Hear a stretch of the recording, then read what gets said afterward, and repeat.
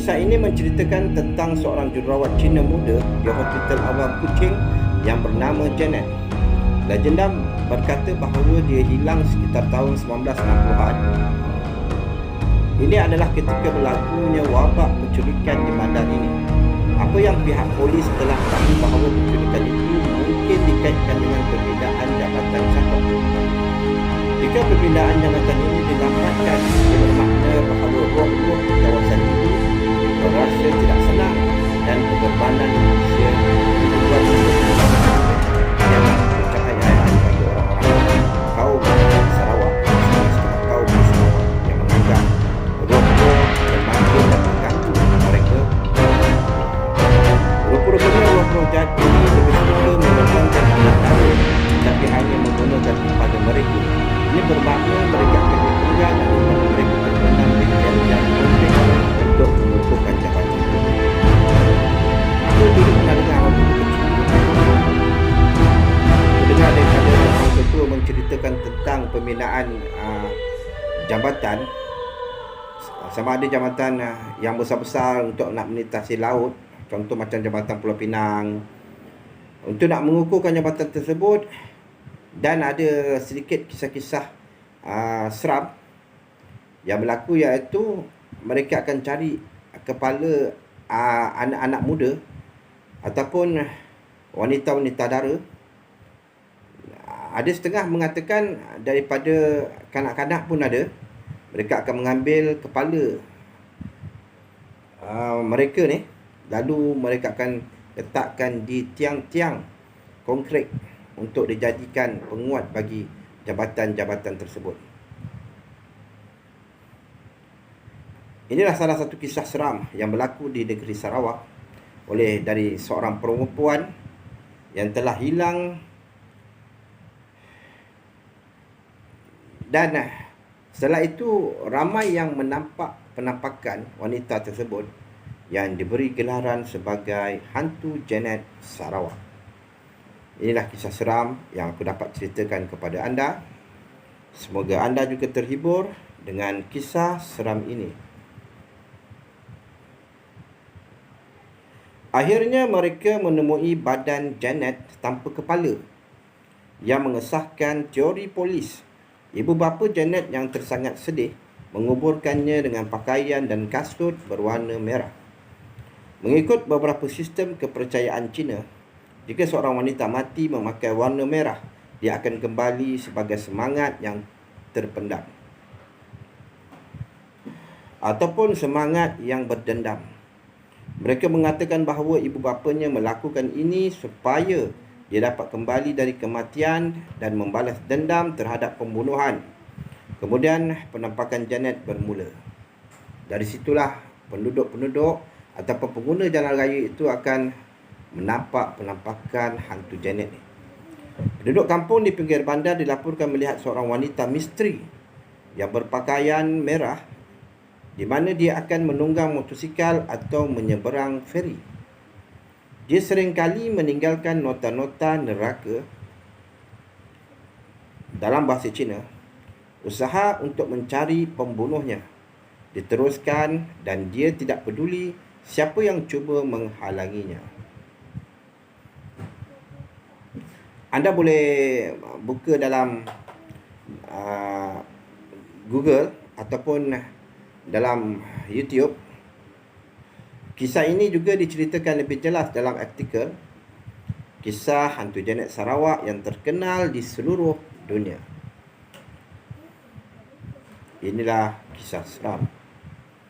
Kisah yang seterusnya iaitu sebuah kisah mitos juga, iaitu kisah legenda juga, iaitu kisah Proton Wira. Mungkin anda pernah dengar cerita ni, tapi aku sekadar untuk nak mengingatkan kembali kisah yang telah berlalu. Mungkin ada setengah-setengah kita yang masih belum mendengar kisah-kisah misteri ini. Jadi hari ini aku menceritakan kepada anda. Semoga anda terhibur.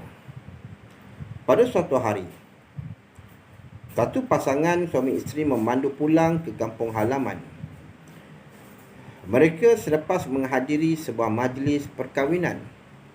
Mereka memutuskan untuk pulang pada lewat malam dan perjalanan tersebut agak lancar pada mulanya.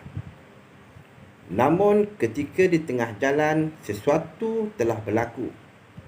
Proton Wira yang dinaiki mereka tiba-tiba hilang kawalan, dan ketika si suami tersebut bergelut untuk mengawalnya, enjin kereta tersebut tiba-tiba mati. Cuba anda bayangkan apa yang telah terjadi kepada mereka pada ketika itu. Si suami tersebut terkejut kerana dia baru sahaja mengservis kereta itu sehari sebelumnya. Mereka terkandas di tepi jalan di tengah-tengah malam dalam suasana yang gelap dan masih jauh daripada destinasi mereka. Di sekeliling mereka hanyalah hutan dan bukit yang sunyi sepi. Mereka cuba untuk menghidupkan enjin kereta namun tidak berhasil dan berputus asa. Mereka cuba untuk menghubungi orang untuk membantu namun juga tidak berhasil. Disebabkan itu, si suami keluar daripada kereta dan mencari telefon kecemasan namun tidak disetujui oleh si isteri kerana bimbang akan dilanggar kereta ketika berjalan dalam keadaan yang gelap. Namun si suami tetap keluar dan menyuruh si isteri kekal duduk dalam kereta.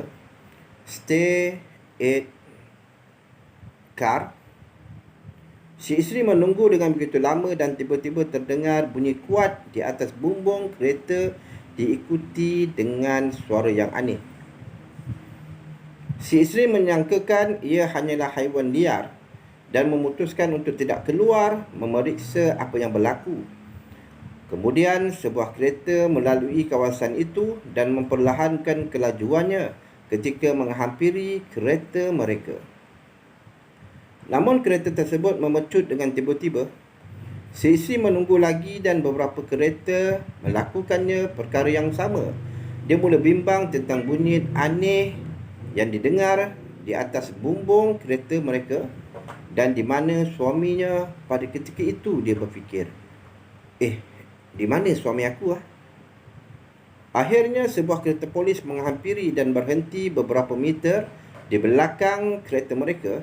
Anggota polis tersebut keluar daripada kereta dan memanggil wanita tersebut menggunakan pembesar suara.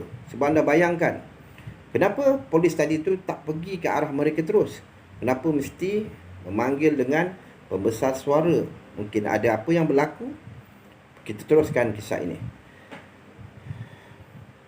Polis tersebut keluar daripada kereta dan memanggil wanita tersebut menggunakan pembesar suara, meminta dia untuk meninggalkan keretanya perlahan-lahan.